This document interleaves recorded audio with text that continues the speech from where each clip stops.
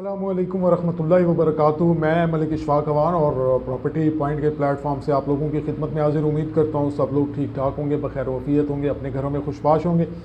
और आज हमारा टॉपिक है जी बैरियर टाउन फेज़ 8 एक्सटेंशन, और इस पर मैं ऑलरेडी सीक्वेंस में काफ़ी सारी वीडियोस बना चुका हूँ और आज थोड़ा सा इसको डिटेल में भी डिस्कस करेंगे। थोड़ा सी करंट मार्केट की सिचुएशन क्या है, फेज़ 8 एक्सटेंशन के रेट्स कहाँ तक पहुँचे हैं, डेवलपमेंट का काम कहाँ तक हुआ है और रिंग रोड जो है वो कहाँ तक पहुँचा है। तो ये चीज़ें थोड़ी सी डिस्कस करेंगे। अगर हम बात करते हैं प्राइसेस की, तो प्राइसेस थोड़ी सी कम हुई हैं क्योंकि ओवरऑल आपको पता है कि मार्केट में जो है इस टाइम रियल एस्टेट की मार्केट काफ़ी डाउन चल रही है, तो उस डाउनफॉल की वजह से फेज़ 8 एक्सटेंशन की मार्केट भी डिस्टर्ब हुई है। अगर हम बात करते हैं 5 मरला प्लॉट की, जो कि हमारे तकरीबन अगर हम 4 महीने पहले देखते हैं तो वो जो 32 से 33 लाख रुपए का प्लॉट था, वो तकरीबन अब अगर मार्केट में आप सेल करने के लिए जाते हैं तो उसकी ऑफ़र तकरीबन 27.5 की आती है, और अगर आप लेने के लिए आते हैं तो 28.5-29 लाख रुपए तक आपको वो प्लॉट मिलता है। मतलब सेल करने के लिए इतने, आप सेल करने जाते हैं तो आपको उसकी प्राइस कम मिल रही है क्योंकि मार्केट में बायर नहीं है, लेकिन आप जब बाय करने आते हैं तो वो प्लॉट 50,000 या लाख रुपए आपको महंगा मिलता है। और अगर बात करते हैं 8 मरला प्लॉट की, जो कि जब मार्केट तेज़ थी तो तकरीबन 42-43 की ब्रैकेट में सेल हो रहा था। इस टाइम अगर करंट मार्केट की बात करते हैं तो वही प्लॉट आपको आज 37.5-38 की ब्रैकेट में मिल जाता है। 10 मरला के प्लॉट की अगर हम लोग बात कर लें, 10 मरला का प्लॉट जो अच्छा प्लॉट था 55-60 की ब्रैकेट में मिलता था, वही प्लॉट अब आपको 50-52 और 48-42 की ब्रैकेट में मिलता है। और उसमें डिफरेंट फिर कैटेगरीज़ हैं, वो फिर उसमें प्रीसेंट वाइज भी प्लॉट हैं, IDNIT के हिसाब से भी प्लॉट के जो प्राइजेज़ हैं वो उस तरह से हैं। इसी तरह जो डेवलप प्लॉट्स थे, जो कि 65 से 70 लाख रुपए के उसमें ट्रेड होते थे, तो वो भी आपको 60-62 लाख रुपए में जो है वो तकरीबन आपको मिल जाते हैं। मींस कि 5 से 7 लाख रुपए का डिफरेंस जो है एक्सटेंशन के प्लॉट्स की प्राइसेस में इस टाइम आ चुका है। और उसकी मैं ये समझता हूँ कि मेन वजह एक तो रियल एस्टेट में जो क्राइसिस चल रहा है, बाहर नज़र नहीं आ रहा ओवरऑल जो पूरे पाकिस्तान में जो रियल एस्टेट की मार्केट डिस्टर्ब हुई हुई है, बायर ना होने के बराबर है टैक्सेस की वजह से।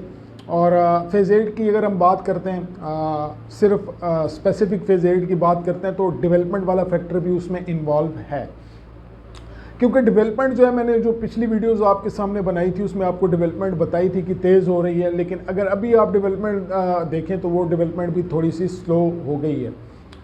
जैसे ही थोड़ा सा काम स्लो हुआ है, डेवलपमेंट भी वहाँ पे स्लो हो गई है। और रिंग रोड का अगर फैक्टर देखें तो वो फैक्टर भी मैंने आपको बताया था कि ये लटकता हुआ नज़र आ रहा है और उसी तरह चल रहा है। अभी तक रिंग रोड पे उस तरह से काम स्टार्ट नहीं हो सका जिस तरह से रिंग रोड पे काम होना चाहिए था। अब ये तो फैक्टर्स हो गए।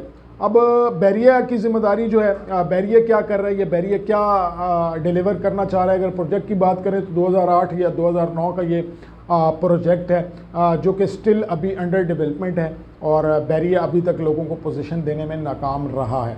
अब इसके पीछे अगर बात करते हैं फैक्टर्स क्या हैं, तो फैक्टर्स में सबसे पहले तो बैरिया शायद इसको सीरियस नहीं ले रहा, एक फैक्टर तो ये है। सेकंड फैक्टर जो सबसे बड़ा फैक्टर मैं समझता हूँ वो है लिटिगेशंस के इश्यूज, जो कि लैंड क्लियर नहीं है। बहुत सी जगहों पे प्लॉट्स बन चुके हैं। प्रीसेंट 6 में तकरीबन जो स्टार्ट की गलियां हैं 10-12 वो तकरीबन रेडी, और आई थिंक सो वहाँ पे पोजीशन भी मे भी जल्दी ये लोग दे दें। लेकिन अगर आप फिर प्रीसेंट 1 की तरफ जाते हैं, उसमें लिटिगेशंस के इश्यू हैं। प्रीसेंट 6 की कुछ गलियाँ लिटिगेशन में गाँव में आती हैं, प्रीसेंट 1 की कुछ गाँव में आती हैं। इसी तरह प्रीसेंट 3, 4, 5 में भी लिटिगेशंस के इश्यूज चल रहे हैं। अगर इन सारी चीज़ों को देखा जाए तो फेज़ 8 एक्सटेंशन के ना बनने की जो सबसे बड़ी वजूहात हैं वो ये हैं कि यहाँ पे लिटिगेशंस के इशूज़ अभी तक सॉल्व नहीं हुए।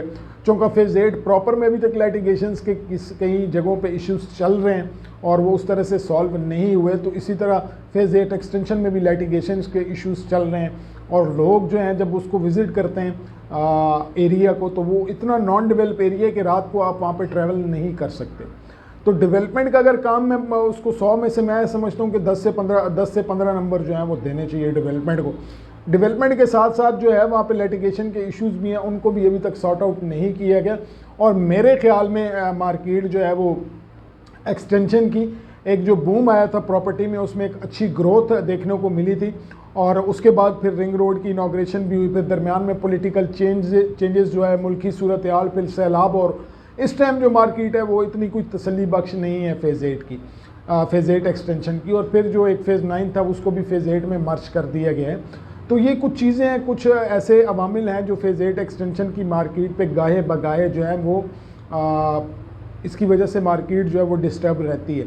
अब इस पे लोगों के काफ़ी सारे तहफ़्फ़ुज़ात हैं। लोग जब हमें फ़ोन करते हैं, हमसे पूछते हैं कि हमारा प्लॉट बना है या नहीं, और बहुत से लोग तो बड़े टाइम के बाद फ़ोन करते हैं, वो कहते हैं यार हमने तो 8 साल से जो है ना वो प्लॉट लिया हुआ है, लेकिन अभी तक हम लोगों को जो है ना वो प्लॉट नहीं मिला। तो ये एक बड़ा वैलिड क्वेश्चन है। एक बड़े टाइम से लोगों ने जो है वो यहाँ पे इन्वेस्टमेंट की हुई है, और अगर डेवलपमेंट को देखना है तो इंसान परेशान होता है कि यार 8 साल में बैरियर ने कुछ भी नहीं किया। तो उससे क्या होता है कि बैरियर की इमेज ख़राब होती है, और वो जो बंदा जिसका प्लॉट होता है तो वो 10 बंदों को और कह रहा होता है कि यार बैरियर में आपने प्लॉट नहीं लेना, बैरियर तो डेवलपमेंट ही नहीं करता। हालांकि रियल इस्टेट इंडस्ट्री में बैरियर ही वो वाहिद जो है वो रियल इस्टेट डेवलपर है जो सबसे तेज़ी से डेवलपमेंट करता है, लेकिन एंड पे आके वो काफ़ी चीज़ों को स्लो कर देता है, और फिर लोगों का थोड़ा सा जो है वो ट्रस्ट नहीं बन पाता बैरियर पे।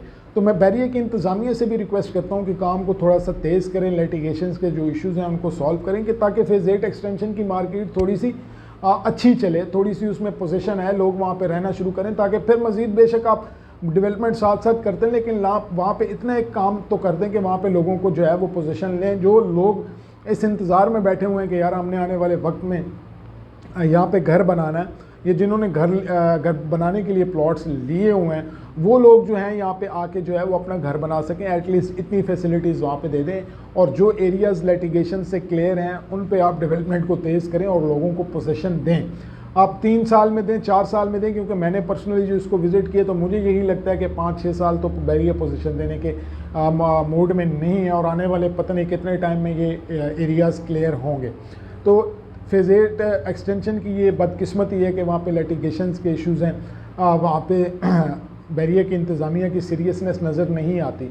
चूँकि बैरियर टाउन एक बहुत बड़ा ब्रांड है, तो ब्रांड को ये भी चाहिए कि वो अपनी काम से अपनी पहचान बनाए। अब आहिस्ता आहिस्ता लोग बैरियर के ख़िलाफ़ बातें करना शुरू हो रहे हैं कि यार ये कर दिया बैरियर ने, वो कर दिया, तो वो शायद कहीं ना कहीं वो राइट पे हैं। अगर बैरियर उनके साथ कहीं पे ज़्यादती कर रहा है तो बैरियर को चाहिए कि उनको जो है वो अकोमोडेट करे।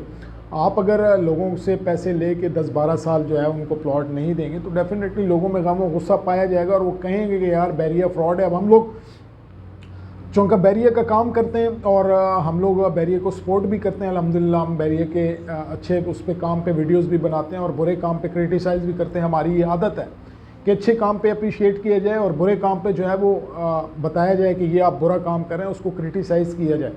तो फ़ेज़ 8 एक्सटेंशन के मामले में बैरियर को चाहिए कि थोड़ा सा यहाँ पे काम तेज़ करें, ताकि आने वाले वक्त में जो है यहाँ पे लोग रह सकें, और लिटिगेशंस के अगर कोई प्रॉब्लम्स चल रहे हैं तो उन लिटिगेशंस के प्रॉब्लम्स को जो है वो सॉल्व किया जाए। तो ये एक छोटी सी वीडियो फ़ेज़ 8 एक्सटेंशन से रिलेटेड थी। उम्मीद करता हूँ आपको ये वीडियो पसंद आई होगी, और अगर आपको ये वीडियो पसंद आई हो तो हमारे चैनल को सब्सक्राइब करें, लाइक करें, शेयर करें, ताकि मज़ीद जो अच्छी आने वाली वीडियोज़ हैं वो आपको मिलती रहें। अल्लाह ताला आपका, मेरा, हम सबका, तमाम उम्मत मुस्लिमा का जो है वो हामी और नासिर हो। पाकिस्तान पाइंदाबाद।